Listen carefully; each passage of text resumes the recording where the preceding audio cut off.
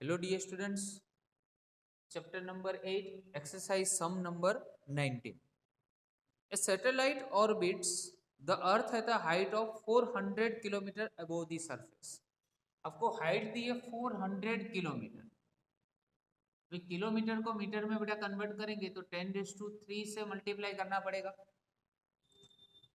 How much energy must be expended to a rocket the satellite of the earth's gravitational influence? The mass of satellite is given 200 kilogram. Radius of earth is given 6.4 into 10⁶ meter, and the g 6.67 into 10⁻⁻11 Newton meter square per kg square. So one concept we studied in the theoretical part, the energy of satellite. Formula क्या था? GMEM 2RE plus H, but वो negative form में थे क्योंकि वो bound energy थी. Bound energy in the sense of कि अर्थ का जो ग्रेविटेशनल फील्ड होता है उसके साथ जो सैटेलाइट है वो बाउंड था, इसलिए वहां पे हमने नेगेटिव फॉर्म लिया था. बट यहाँ पे तो रॉकेट को हमें क्या करना है? रिलीज करना है. ठीक है. So energy required of a rocket out of the earth gravitational field, earth का ग्रेविटेशनल फील्ड से उसको बाहर लेके जाना है. तो जितनी नेगेटिव एनर्जी थी उतनी ही पॉजिटिव एनर्जी उसको अप्लाई करनी पड़ेगी. तो फॉर्मूला बनेगा GMEM 2RE प्लस H, वो पॉजिटिव फॉर्म. बाकी सारी वैल्यूज है, G की वैल्यू पुट करो, ME की वैल्यू है, M भी हमारे पास 2RE प्लस H. बट यहाँ पे आपको एक चीज ध्यान रखनी है कि जब हम यहाँ पे ये जो वैल्यूज है, अगर ये दोनों का एडिशन करते हैं तो दोनों का पावर सेम होना चाहिए. यहाँ पे 10⁶ है और यहाँ पे 10⁻³ है. तो पहले यहाँ पे 10⁻⁶ बना देते, तो 3 यहाँ पे जो डेसिमल है वो आगे लेके आते हैं, तो ये कितना बन जाएगा? 10⁻⁶. अभी ये दोनों का एडिशन करोगे तो 6.4 और 0.4 आंसर होगा 6.8 और ये 10⁻⁶ मिल जाए. तो इसका डिवाइडेशन करोगे 588.52 इंटू 10⁻⁷ मिलेगा. उसको जूल में कन्वर्ट एनर्जी है तो उसका यूनिट होगा जूल, और यहाँ पे 2 डेसिमल आगे यहाँ पे शिफ्ट कर देंगे तो 5.9 इंटू 10⁹ जूल एनर्जी होगी. तो जो फॉर्मूला आपको याद रखना है वो ये 8.20 का कंसेप्ट मैं आपको यहाँ पे ही बता देता हूँ कि क्वेश्चन में क्या दिया हुआ है. तो इक्वल मासेस स्टार्स है, मतलब दोनों का मास हमने लिया है कैपिटल M. दोनों में हेड ऑन कोलाइजन हो रहा है. ठीक है. पहले दोनों स्टेबल है, स्टेशनरी है. दोनों स्टार क्या है? स्टेशनरी है. और इसका जो मास है वो equal to the mass of sun है. मतलब मासेस ऑफ आपको स्टार कितना दिया हुआ है? तो 2 इंटू 10⁻30 kg है, equal to mass of sun है which is 2 into 10⁻30 kg. Okay. दोनों मास का इक्वल है, और उसके बीच का दोनों के बीच का डिस्टेंस है वो 10⁹ किलोमीटर. अभी किलोमीटर को मीटर में कन्वर्ट करेंगे तो 9 का कितना हो जाएगा? 12 हो जाएगा. तो हमें दोनों की स्पीड निकालनी. अभी दोनों ऐसे पहले स्टेबल, उसके बाद ऐसे हेड ऑन कोलाइजन हो रहा है दोनों के बीच में. तो पहले स्टेबल थे, दैट मीन्स इनिशियल वेलोसिटी क्या होगी? 0. अगर इनिशियल वेलोसिटी 0 है तो काइनेटिक एनर्जी भी 0. तो टोटल एनर्जी का अगर कंसेप्ट लेते हैं इनिशियल कंडीशन में, तो total energy is equal to kinetic energy plus potential energy. ठीक है. तो 0, क्योंकि काइनेटिक एनर्जी तो 0 है. अभी पोटेंशियल एनर्जी का फॉर्मूला -GMEM था. अभी हमारे पास दोनों मास इक्वल है, इसलिए m इंटू एम और डिवाइड बाय दोनों के बीच का डिस्टेंस r है, स्मॉल r. तो EI मिल गया आपको. वैसे ही फाइनल कंडीशन हमें अज्यूम करनी है, तो फाइनल कंडीशन ऑफ स्टार्स. अभी फाइनल कंडीशन में तो दोनों हेड ऑन कोलिजन हो रहा है, दैट मीन्स उसमें आपको काइनेटिक एनर्जी मिलेगी. तो काइनेटिक एनर्जी ए स्टार के लिए 1/2 mv² और इस साइड के स्टार के लिए यहाँ पे V2 लिया है तो 1/2 m v², क्योंकि देखो यहाँ पे दोनों की स्पीड सेम है, ठीक है, इसलिए यहाँ पे दोनों में क्या लिखेंगे, v सेम रखेंगे, v²। यहाँ पे एक काम करते, दोनों की स्पीड सेम ही बता देते v, इसलिए कुछ कंफ्यूजन ना हो। डन। तो वैसे ही यहाँ पे एक काइनेटिक एनर्जी और ये बेटा कौन सी हो जाएगी, पोटेंशियल एनर्जी। तो पोटेंशियल एनर्जी का फॉर्मूला -GMEM और डिवाइड बाय 2r क्यों लिखा है, क्योंकि देखो यहाँ पे जो फर्स्ट है उसका रेडियस कितना है हमारे पास, r जितना रेडियस है, ठीक है, और जो सेकंड है उसका भी कितना है, r जितना है, तो r और r तो टोटल कितना हो गया यहाँ पे 2r। तो काइनेटिक प्लस पोटेंशियल करोगे तो आपको फिर से फाइनल एनर्जी मिलेगी। तो काइनेटिक एनर्जी हमारे पास mv² थी और potential energy -gm² divide by 2r।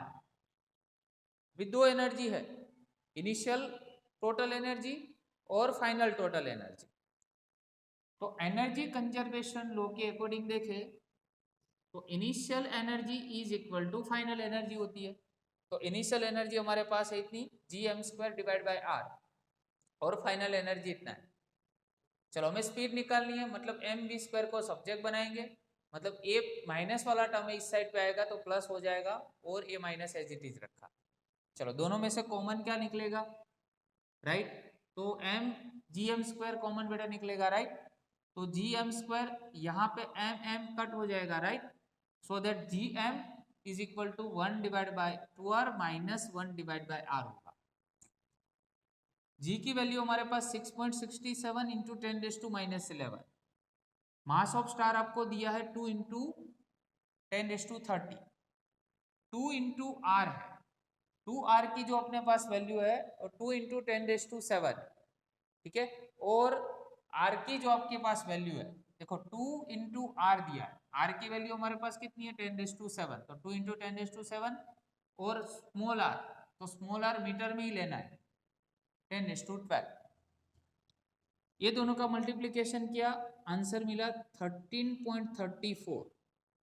अभी यहाँ पे एक चीज ध्यान रखनी है, 1/2 करोगे तो 0.5 होगा, 10⁻7 पावर ऊपर गया 10⁻⁻7 आया। चलो 1 डिवाइड बाई 10⁻12 करोगे तो कितना होगा 10⁻⁻12 होगा। डन। तो ये 0.5 माइनस, अभी यहाँ पे ध्यान रखो ये दोनों का माइनस नहीं हो सकता है, बिकॉज दोनों का पावर क्या है, डिफरेंट है, सेम पावर होना चाहिए। तो 10⁻12 है, 10⁻−12 है, उसको 10⁻7 -7 बनाना है, तो इसमें कैसे कैसे करना पड़ेगा, तो 5 पॉइंट आगे डेसिमल शिफ्ट करना पड़ेगा, मतलब 0.12345, तो ये कितना बन जाएगा 10⁻⁻7। अभी देखो दोनों इक्वल पावर हो गए। अभी कैलसी में आप पहले टाइप करो 0.5, उसमें से कितना माइनस करो 0.4 टाइम्स 0 इंटू 1, ये जो आंसर आ रहा है उसको आप मल्टीप्लाई कर दो किसके साथ 13.34 से, ये कैलसी में आप कर देना, जिससे आपको आंसर मिलेगा 2.58। और ये पावर देखो 10 कितना है 19 है, और ये 10 कितना है यहाँ पे -7, तो पावर कितना मिलेगा आपको अभी यहाँ पे स्क्वायर रूट भी मैंने साथ में कर दिया तब ये आंसर मिलेगा, ये मैंने साथ में स्क्वायर रूट भी कर दिया। भाई ये दोनों का पावर करोगे बेटा तो कितना मिलेगा 10⁻12 मिलेगा, और इसका स्क्वायर रूट करोगे तो कितना मिलेगा 10⁻6 मिल जाएगा। तो ये ओवरऑल आपको आंसर मिल जाएगा। ये ध्यान में रखना, हमें यहाँ पे स्क्वायर है तो स्क्वायर रूट भी हमें करना पड़ेगा लास्ट में।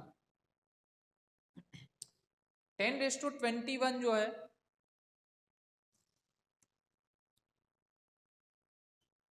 10⁻21 लास्ट सम है इस चैप्टर का। Two heavy spears each of mass 100 kg and radius 0.4 meter are placed 1 meter apart on a horizontal table। देखो यहाँ पे A और B स्पीयर है जिसका मास कितना है 100 kg है, और एक हॉरिजॉन्टल टेबल पे हमने रखा है, दोनों के बीच का जो डिस्टेंस है वो 1 मीटर है। Clear. What is the gravitational force and potential at the midpoint of the line joining the centers of the spheres? देखो इसके सेंटर की अगर लाइन ज्वाइन आप करो और इसका जो मिड पॉइंट है वहां पे आपको ग्रेविटेशनल फोर्स और पोटेंशियल फाइंड करना है। दूसरा क्वेश्चन ये पूछा, if so is the equilibrium stable और अनस्टेबल। ठीक है, तो सॉरी एक क्वेश्चन और भी है, is an object place at that point is equilibrium. अगर आपने ऑब्जेक्ट यहाँ पे रखा है वो इक्विलिब्रियम कंडीशन में है, अगर वो इक्विलिब्रियम कंडीशन में है तो स्टेबल है कि अनस्टेबल है वो आपको फाइंड करना। तो पहले तो बहुत ही इजी एग्जांपल है, दोनों के बीच का डिस्टेंस दिया, दोनों का मास है, तो हम दो डायरेक्शन में, एक ओ से एक डायरेक्शन में और दूसरा ओ से बी डायरेक्शन में अगर ग्रेविटेशनल फोर्स फाइंड करें तो फॉर्मूला क्या था, F is equal to G M M, इसका कैपिटल एम और यहाँ ऑब्जेक्ट है उसका स्मॉल एम, और दोनों के बीच का डिस्टेंस कितना होगा, तो टोटल डिस्टेंस 1 है, तो ये हाफ डिस्टेंस कितना होगा 0.5 का स्क्वायर। ये फाइंड कर सकते हो आप। वैसे ही सेम एफ बी फाइंड करोगे तो इससे आपको ये पता चलेगा कि भाई एफ ए और एफ बी की वैल्यू सेम है बट दोनों की डायरेक्शन क्या है, ऑपोजिट है। डायरेक्शन क्या है, ऑपोजिट है। तो इसका मतलब इक्विलिब्रियम कंडीशन में तो है बट अभी वो देखना है कि स्टेबल है कि अनस्टेबल है। तो दूसरा आपको पूछा है ग्रेविटेशन पोटेंशियल, ग्रेविटेशनल पोटेंशियल। तो ग्रेविटेशनल पोटेंशियल का फॉर्मूला है minus G M divide by R. V is equal to V1 plus V2 करोगे तो फर्स्ट के लिए होगा minus G M divide by R, second के लिए भी सेम ही होगा minus G M by R, तो टोटल हो जाएगा 2 G M by R. G की वैल्यू आप रखोगे, m मास दिया है और r मतलब दोनों के बीच का डिस्टेंस आप रखोगे, और डिस्टेंस कितना लेना है आपको 0.5 ही लेना है क्योंकि इस पॉइंट पे आपको फाइंड करना है। तो v मिल जाएगा बट v की जो वैल्यू मिलेगी वो नेगेटिव फॉर्म में मिलेगी, इसलिए हम यहाँ पे लिख सकते हैं कि जो ऑब्जेक्ट आपको दिया है वो अनस्टेबल इक्विलिब्रियम कंडीशन में, नेगेटिव जो आंसर है, ठीक है, वो इंडिकेट करता है कि जो यहाँ पे आपको ऑब्जेक्ट दिया है मिड ऑफ द पॉइंट में वो कौन सी कंडीशन में है, अनस्टेबल इक्विलिब्रियम। ठीक है, तो थोड़ा कैलकुलेशन तो मैंने हिंट आपको बता दिया, पूरा सम इस टाइप से कर सकते हो। तो इसी सम के साथ अपना चैप्टर नंबर 8 जो है वो हम कंप्लीट करें। नेक्स्ट लेक्चर से बेटा नेक्स्ट चैप्टर स्टार्ट करेंगे। Okay, thank you very much.